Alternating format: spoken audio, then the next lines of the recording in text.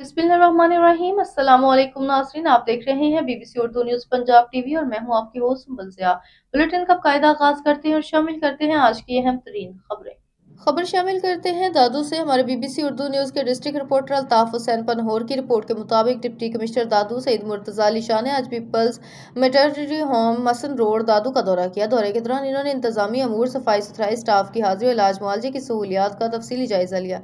Deputy commissioner दादू ने wards में ज़ेरे इलाज मरीज खवातीन से मुलाकात की और इन्हें फराहम की जाने वाली तिब्बी सहूलियात के बारे में इस्तफसार किया। ड्यूटी पर मौजूद डॉक्टर ने डिप्टी कमिश्नर को मैटरनिटी होम के इंतजामात, स्टाफ की हाजिरी और अद्वियात की दस्तयाबी से मुतल्लिक ब्रीफिंग दी। डिप्टी कमिश्नर दादू ने हदायत की कि मरीजों के लिए मौजूद सहूलियात का मौसर इस्तेमाल यकीनी बनाया जाए और किसी किस्म की गफलत या कोताही बर्दाश्त नहीं की जाएगी। इन्होंने मजीद कहा कि मैटरनिटी होम को 24 घंटे फॉल रखा जाए, जबकि तीनों शिफ्टों में स्टाफ की मुकम्मल हाजिरी और अद्वियात को बिला ताअतुल फराहमी हर हाल में यकीनी बनाया जाए। इन्होंने इस अज़म का इजहार किया कि अवाम को मियारी तिब्बी सहूलियात फराहम करना ज़िले इंतजामी की अवलीन तरजीह है और इस सिलसिले में मुस्तकिल मॉनिटरिंग का अमल जारी रखा जाएगा।